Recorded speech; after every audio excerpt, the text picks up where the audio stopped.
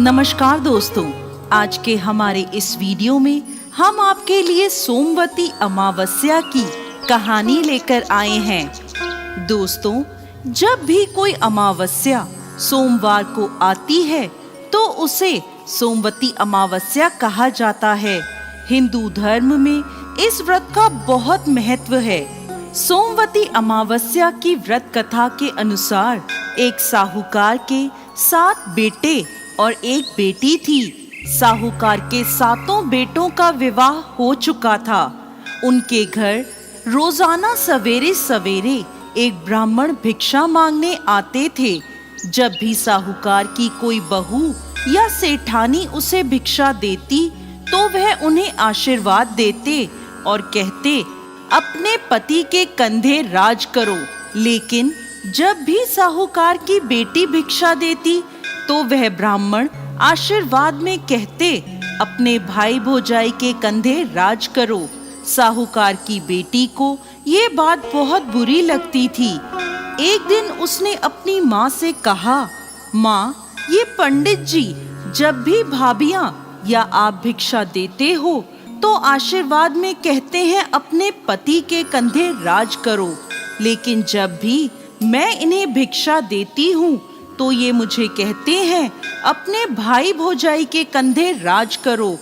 तो उसकी माँ ने कहा, तू कल भिक्षा देने जाना। जब वो तुझे आशीर्वाद देंगे तो मैं उनसे इसके पीछे का कारण पूछूंगी।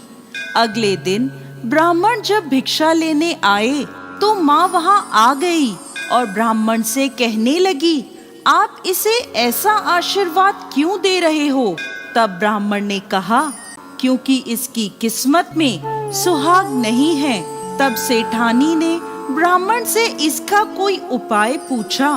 तब वह ब्राह्मण बोले, यदि सोबा धोबन इसकी शादी में आकर आशीर्वाद दे तो इसका पति बच सकता है।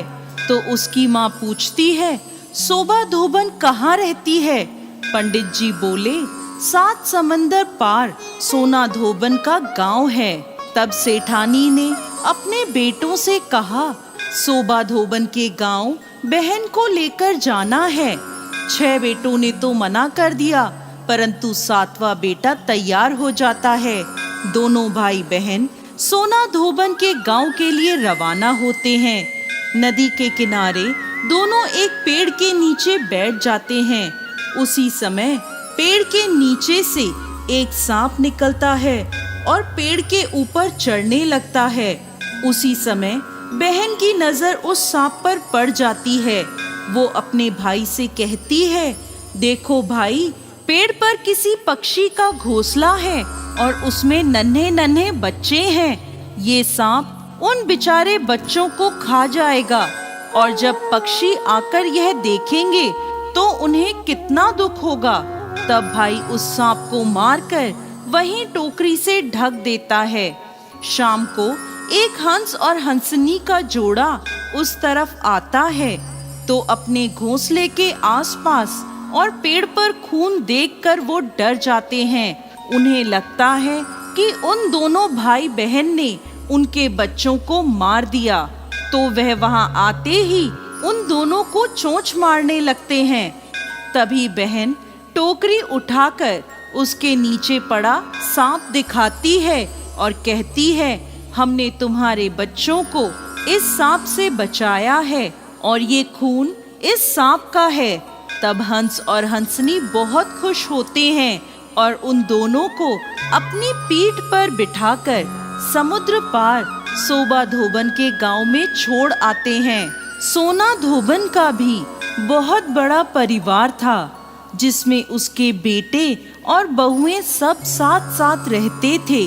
साहूकार का बेटा और बेटी भी उस गांव में ही घर लेकर रहने लगे।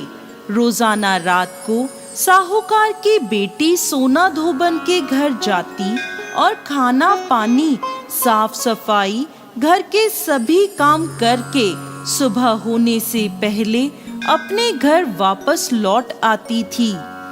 एक दिन सोना धोबन ने अपनी बहुओं से पूछा, आजकल सुबह सुबह तुम्हारे लड़ाई झगड़े की आवाज नहीं आती, क्या बात है?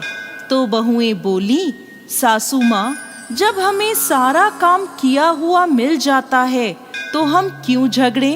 तो सोना धोबन ने पूछा, अच्छा, कौन करता है सारा काम? तो बहुएं बोली, आप नहीं करती? हमें तो लगा हमारे उठने से पहले ही आप घर का सारा काम कर देती हैं। तब सोना धोबन ने ये पता लगाने का निश्चय किया और वो रात भर जागती रही। जब साहूकार की बेटी आई तो सोना धोबन ने उसका हाथ पकड़ लिया और पूछने लगी, कौन हो तुम और क्यों मेरे घर आकर सारा मेरे घर का काम करती हो? तब साहूकार की बेटी ने ब्राह्मण वाली सारी बात सोना धोबन को बता दी और कहा, यदि आप अपनी सोमवती अमावस्या का फल मुझे दे दें तो मेरा सुहाग अमर हो जाएगा। सोना धोबन ने उसकी बात मानते हुए उससे कहा, जब तुम्हारी शादी पक्की हो जाए तब मुझे न्योता भेज देना, मैं तुम्हारी शादी पर जरूर आऊंगी। इसके बाद दोनों भाई बहन अपने घर वापस आ जाते हैं और बहन के लिए लड़का ढूंढकर शादी की तारीख पक्की होती है। सोना धोबन को भी न्योता भेजा जाता है। शादी के दिन फेरों के ठीक बाद एक सांप आता है और दूल्हे को डस लेता है, जिससे दूल्हा मर जाता है। तब सोना धोबन संकल्प लेकर दूल्हे के मुंह में पानी डालती है और वो वापस जीवित हो जाता है। तभी से सोना धोबन के साथ साथ साहूकार की बेटी और बहुओं ने भी सोमवती अमावस्या का व्रत करने का संकल्प लिया। जय अमावस्या माता।